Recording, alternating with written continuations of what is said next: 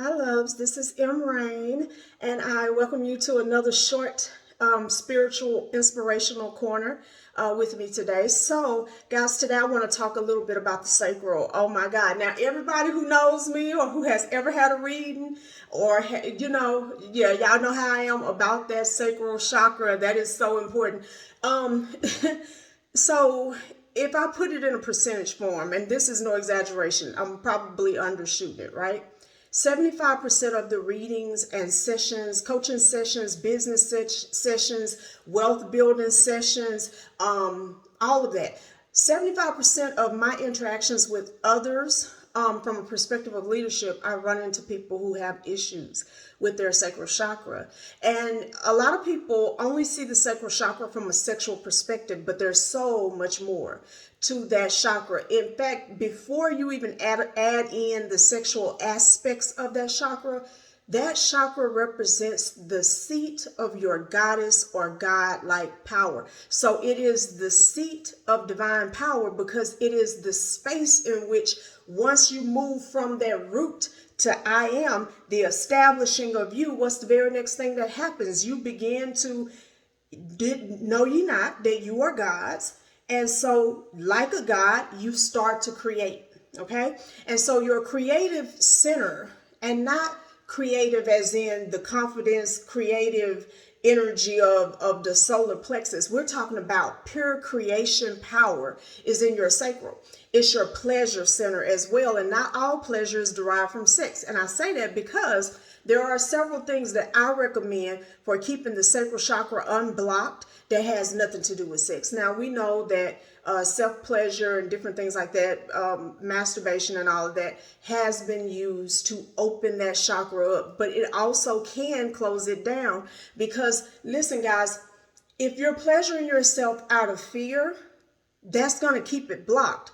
Whatever fears you have related to who you are and what you give to the world, your creative abilities, your all of the things that we fear when it comes to interacting and being in a close and intimate relationship, including pain, betrayal, disloyalty, all those things, that blocks it. So it doesn't matter how often you have sex with someone or by yourself, that's not going to open that sacral chakra alone. In fact, it may be doing more damage than not. So one of the first things that I recommend when you're trying to open your pleasure center is to first get into some deep meditations, and you're meditating and allowing yourself to find your joy, find your pleasure. So everybody's pleasure center is not the same.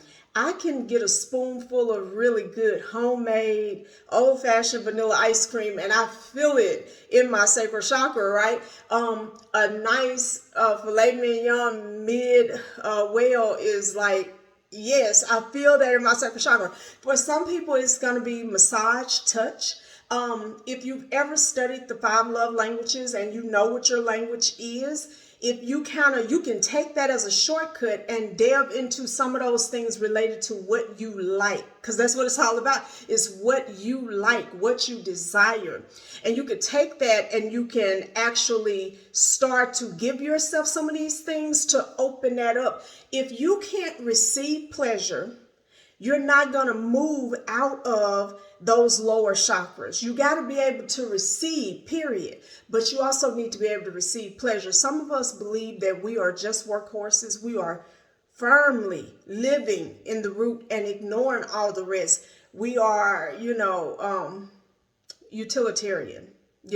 We feel that we exist for a utilitarian reason. And I think that makes for a miserable existence. You're not here for everybody to use you up and you to never enjoy your life. And so the other side of that is mantras. Like, you got to go on and start addressing these issues in your heart so that you'll be able to create mantras and create affirmations that circumvent that energy and pull energy out of those non-beneficial belief systems and put it into some things that you really, really want to accomplish with your life. Listen, probably 8 out of 10 women that I meet who are single are scared not to be single.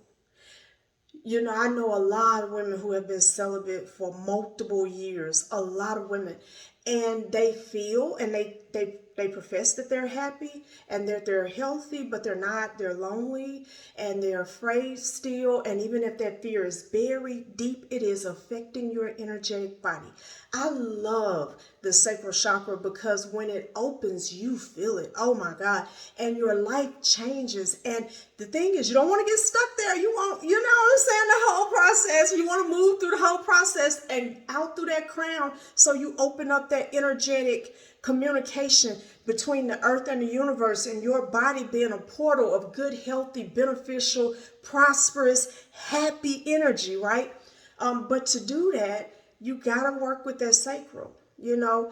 And here's the thing. I'm going to say this and I'm going to leave it alone, because I'm going to tell you, I could probably do 50, 60, 70 classes on the sacral chakra, because it was the hardest one for me to fix due to the fact that I was a victim of sexual abuse and domestic violence. So sometimes touch was so painful that I was closed off. I didn't even realize it. Even when I had my son, he was touchy-feely, lovey-dovey baby, and I used to push him away a lot because I just was not really comfortable with touch. And so it took a lot for me to work my way through that.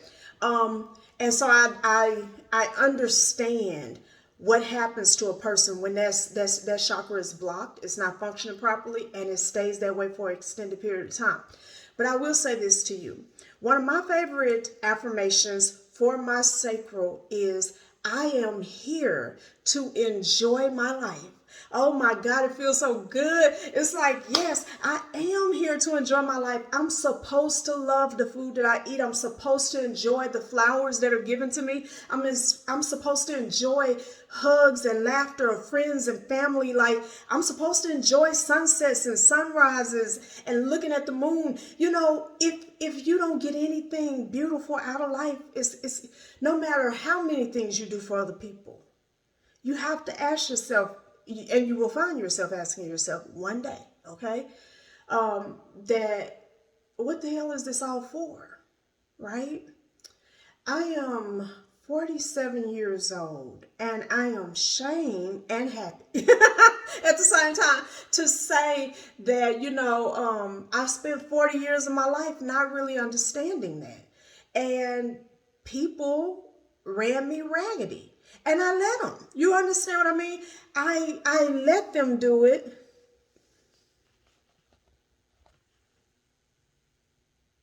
Okay, guys, sorry about that. But I let them run me raggedy because I thought that the best thing in the world to be was useful. And that's great. You do need to be useful. I'm not saying you shouldn't, right? But imagine if you were in reciprocal relationship with those around you.